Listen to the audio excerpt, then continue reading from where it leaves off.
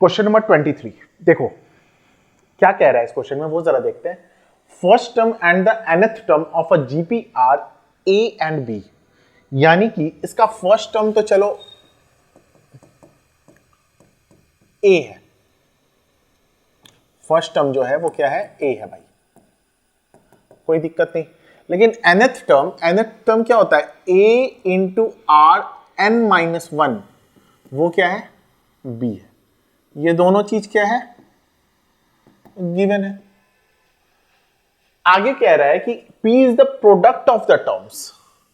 p क्या है, product of the term, यानी अगर मैं p का बात करूं तो p क्या होगा, फर्स्ट टर्म क्या हो जाएगा भाई a, सेकेंड टर्म क्या हो जाएगा a r, फिर क्या हो जाएगा ए आर स्क्वायर, फिर क्या हो जाएगा ए आर क्यूब, और इसी तरीके से चलता चलता कहां तक जाएगा, एन टर्म तक जाएगा, ए आर एन। ठीक है। अच्छा, अगर मैं इसको देखूं तो भाई ये क्या आ रहा है, ए कितनी बार आया, एन टाइम्स आया, तो ए का पावर एन हो गया। अच्छा, आर कितनी बार आया, तो जरा देखना, आर जो है पावर वन से आना, मतलब कि एक टर्म कम है। जैसे देखो ए कितनी बार आया, एन टाइम्स आया, लेकिन आर तो यहां से आना स्टार्ट हुआ, यानी कि इसका पावर कितना रहा होगा, एन माइनस वन रहा होगा। नहीं समझे, फिर से देखो भाई, देखो P जो है प्रोडक्ट है, कितने टर्म का प्रोडक्ट है, एन टर्म्स का। ठीक है, तो nth टर्म का वैसे भी फॉर्मूला क्या होता है, nth टर्म यानी कि लास्ट टर्म हो गया है ना, वो क्या हो गया, a r n minus one. तो देखो यहां पे क्या हो जाएगा, मल्टीप्लाई में पावर ऐड होते हैं, 1 plus 2 plus 3 dot dot dot dot dot dot, कहां तक जाएगा, एन माइनस वन। ठीक है, अगर मैं बात करूं, सिर्फ बात कर रहा हूं आर का power 1 plus 2 plus 3 dot dot dot dot dot n minus one, तो power of R forms arithmetic progression.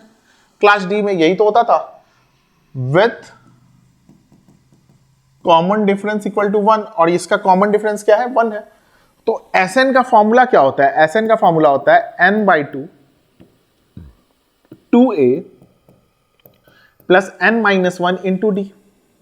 तो भाई देखो n के जगह पे क्या है, n minus one upon two, first term क्या है, 1 है, प्लस, अब देखो n, यहां पे n नहीं है, लास्ट टर्म क्या है, n माइनस वन है, तो n माइनस वन और फिर 1, और कॉमन डिफरेंस क्या है, 1 है। समझ रहे हो बात को, चलो आगे चलते हैं। इसको अगर मैं सॉल्व करूं तो ये क्या हो जाएगा, देखो भाई ये कुछ हो जाएगा n minus one upon two, multiply में 2 प्लस n माइनस टू। तो देखो ये 2 इसके साथ गया तो क्या आ गया, n minus one upon two into n। तो इसको मैं सिंप्लीफाई करके क्या लिख सकता हूं भाई, इसको मैं लिख सकता हूं कि P क्या आ गया, P आ गया हमारा A का पावर n और R का power n into n minus one upon two. थोड़ा ऊपर लिख दे रहा हूं ताकि पावर की तरह लगे, n into n minus one upon two.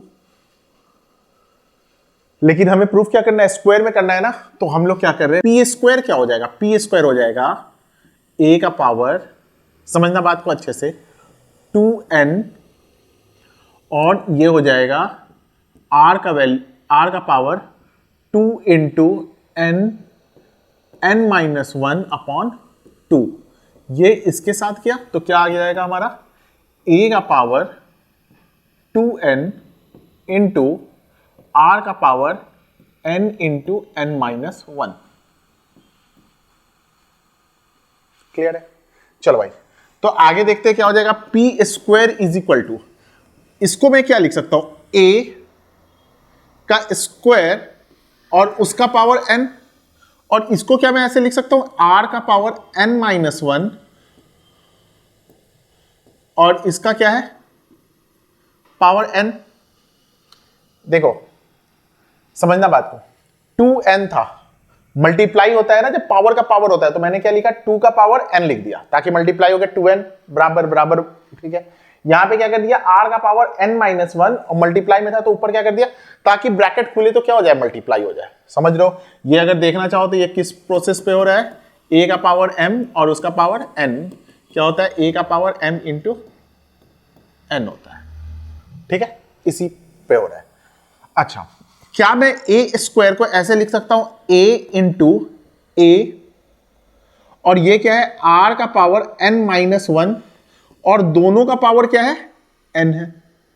ये कौन से इंडिसेस पे हो रहा है भाई, तो a का पावर m इंटू बी का पावर m होता था तो क्या करते थे, a इंटू बी का पावर m करते थे।